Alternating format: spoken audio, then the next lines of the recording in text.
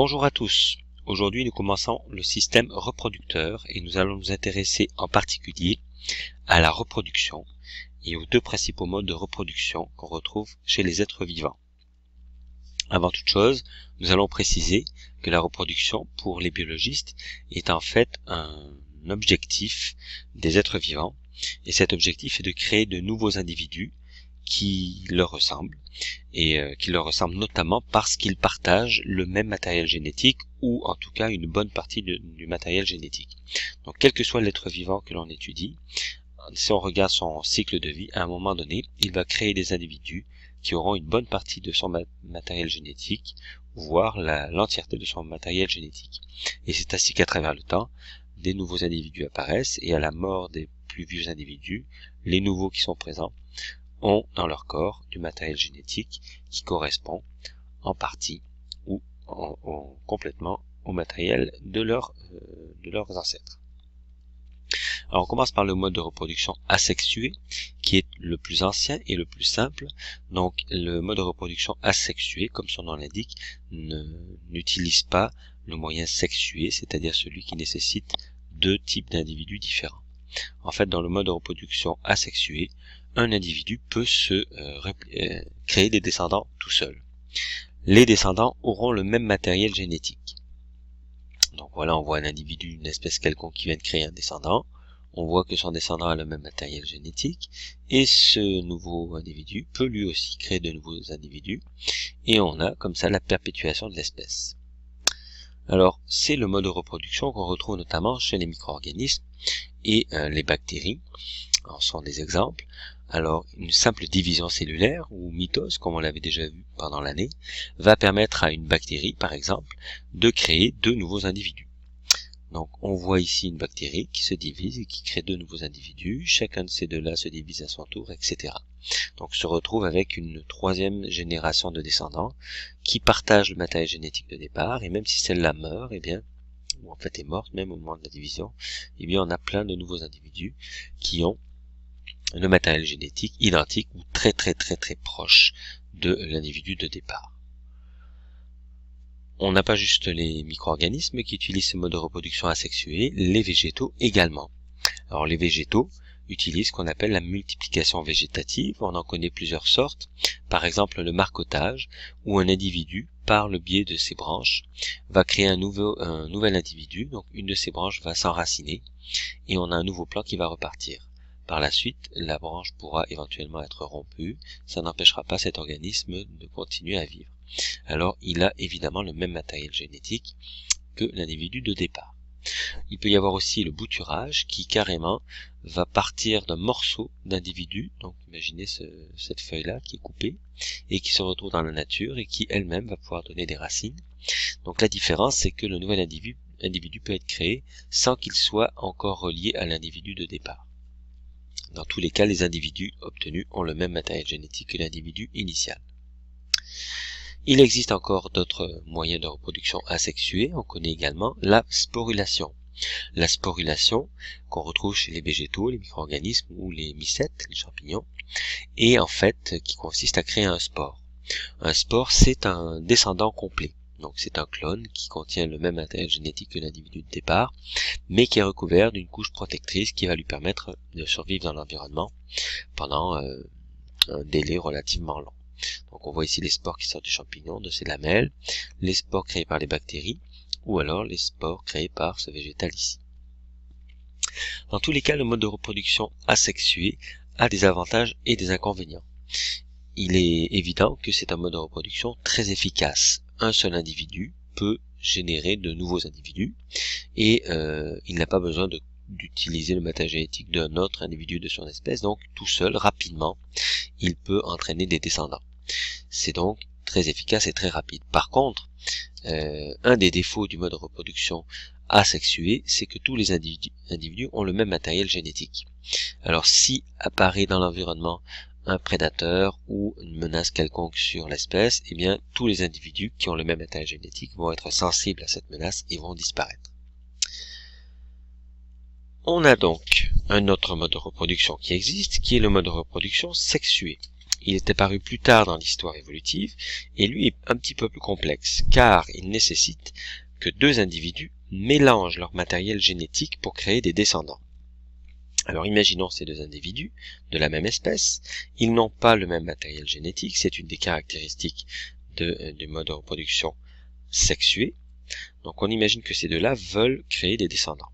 Alors si on part du principe qu'ils vont mélanger leur matériel génétique pour créer un nouvel individu, on pourrait imaginer qu'il leur suffit de cloner leur matériel génétique et de le réunir pour créer un nouvel individu. Mais si on y réfléchit bien, ça n'est pas fonctionnel, car l'ensemble du matériel génétique obtenu à la fin ici est beaucoup trop gros par rapport au matériel génétique que l'individu avait au départ. Donc, si on compte, imaginons ici, il y aurait un seul chromosome. Ici, un seul chromosome, ça ne fonctionne pas. On se retrouve avec deux chromosomes obtenus dans l'individu à la fin.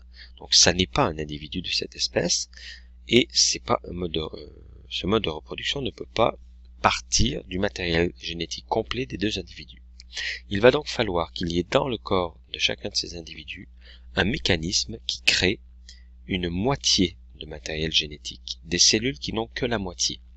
Alors à ce moment-là, cet individu a créé une cellule dans son corps qui a la moitié du matériel génétique, celui-là également, et on va avoir unification de ces deux morceaux de matériel génétique, ce qui va créer un nouveau matériel génétique complet, et l'individu ainsi créé va pouvoir être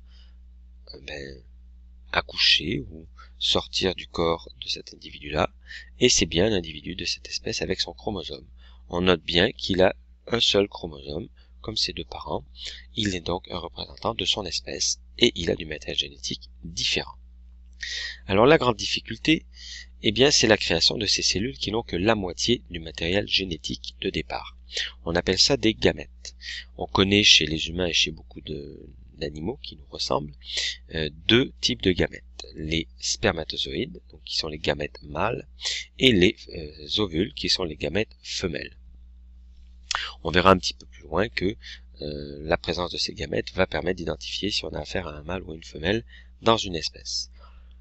On va aller maintenant sur le mécanisme de création de ces gamètes, qui est un mécanisme qui ressemble à la mitose, dans le sens où on part d'une cellule au départ et on obtient des cellules à l'arrivée, mais à la différence de la mitose, essayez de vous rappeler, on avait une cellule de départ, par exemple qui contenait 4 chromosomes, et à la fin de la mitose, on allait se retrouver avec deux cellules qui avaient 4 chromosomes également. On avait donc créé deux cellules identiques à partir d'une première cellule. Or, lors de la méiose, ce n'est pas ça qu'on veut. On veut créer des cellules qui ont la moitié du matériel génétique de départ. Alors, si on regarde l'exemple qui est ici, on a 4 chromosomes qui sont représentés, 2 rouges et 2 bleus. Et on voit bien qu'à la fin de la méiose, on se retrouve avec des cellules qui n'ont que 2 chromosomes, un rouge et un bleu, donc c'est bien la moitié, 2 étant la moitié de 4. On appelle la cellule de départ la cellule mère, et les cellules qui apparaissent à la fin, les cellules filles. On observe qu'en fait, la méiose, qui crée des gamètes, se déroule en 2 étapes. On a d'abord une première division qui va créer 2 cellules qui ont chacune 2 chromosomes dédoublés en forme de X, et ensuite cette cellule va à nouveau se diviser pour créer 2 cellules qui n'ont que des chromosomes sous forme de bâtonnets.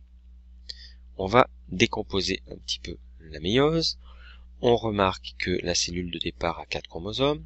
Première particularité, les chromosomes qui sont sous forme de bâtonnets, de bâtons, vont se dédoubler et vont devenir, on l'a déjà vu au début de l'année, des X, vont ressembler à des X de loin. En fait, c'est pas un X, c'est un bâton, un chromosome, qui a son double parfaitement identique accroché à lui au centre ici. On voit que chacun des 4 chromosomes s'est dédoublé, et on voit, première particularité de la méiose, que les chromosomes se sont réunis par groupe de 2 au centre de la cellule, au lieu de s'aligner les uns derrière les autres comme on avait dans la mitose. Et la première division va couper la cellule en deux avec un chromosome dédoublé d'un côté et un chromosome dédoublé de l'autre. Ici, même chose de ce côté. On se retrouve bien avec le gros chromosome dédoublé rouge et le petit chromosome dédoublé bleu en haut, le gros chromosome dédoublé bleu et le petit chromosome dédoublé rouge en bas. Ça nous fait 2 cellules, mais attention, ça n'était pas l'objectif de départ. On ne voulait pas des chromosomes dédoublés à la fin, on voulait des chromosomes simples, c'est-à-dire sous forme de bâton, comme ceux qu'on a ici. Alors, la deuxième étape de la méiose va avoir lieu, et à partir des 2 chromosomes dédoublés qu'on a dans chacune des 2 cellules, il va y avoir alignement de ces 2 chromosome dédoublé, et la cellule va se couper en deux. Là, ça ressemble à la mitose. On a les deux parties du chromosome dédoublé qui se séparent, et on se retrouve bien avec deux cellules. Regardez ici, on a un bâton rouge d'un côté, un bâton rouge de l'autre, un bâton bleu d'un côté, un bâton bleu de l'autre. Le gros bâton rouge ici et le petit bâton bleu se retrouvent ensemble dans la cellule ici. Gros bâton rouge, petit bâton bleu en bas ici. Et on a ici le petit bâton rouge, le gros bâton bleu qu'on a de chaque côté. On obtient bien 4 cellules à la fin qui ont exactement la moitié du nombre de chromosomes de départ, à savoir 2 chromosomes. La méiose a lieu dans les testicules des garçons et dans les ovaires des filles. Ce sont les organes génitaux, ce sont les zones qui sont capables de créer ces cellules particulières qui n'ont que la moitié du matériel génétique. On va nommer le mécanisme de la méiose spermatogénèse quand il a lieu chez les garçons ou chez les mâles de manière générale, puisqu'il crée des spermatozoïdes, et ovogénèse chez les filles ou chez les organismes femelles, puisqu'il crée des ovules. On observe tout de suite ici que l'ovule est pas mal plus gros que les spermatozoïdes. On y reviendra. Les spermatozoïdes, de manière générale, sont relativement petits par rapport aux ovules. Ils ont 3 zones.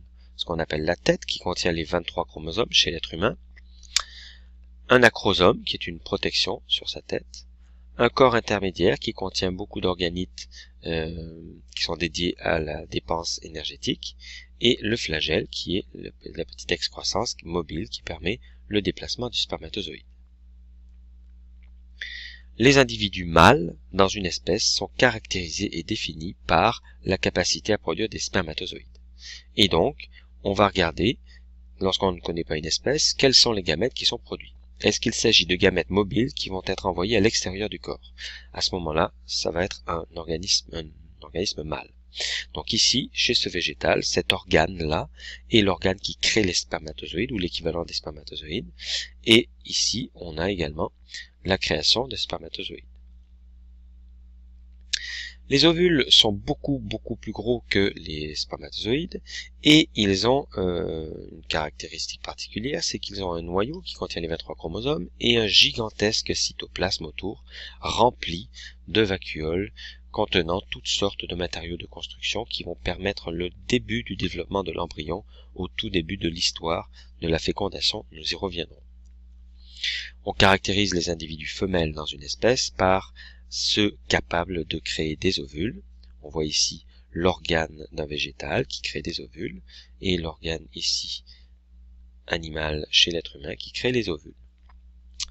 Alors attention, la fécondation, dépendamment des espèces, peut se faire à l'intérieur du corps des individus femelles, mais pas toujours, comme vous le savez.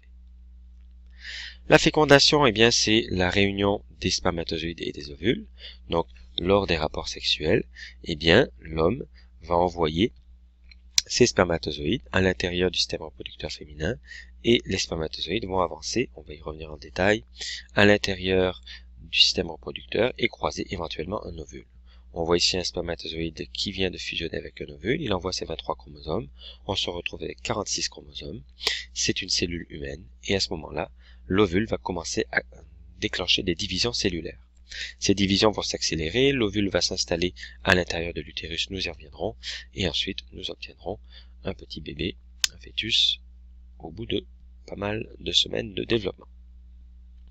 Résumé de la reproduction sexuée, c'est un mode de reproduction qui est lent et complexe, car il nécessite que 2 individus se croisent, il nécessite en plus que chacun des deux ait un système complètement dédié à la création de gamètes, c'est-à-dire un système capable de créer des cellules qui n'ont que la moitié du matériel génétique, et si toutes ces conditions sont réunies, eh bien les 2 individus vont pouvoir mélanger leur matériel génétique et créer de nouveaux individus.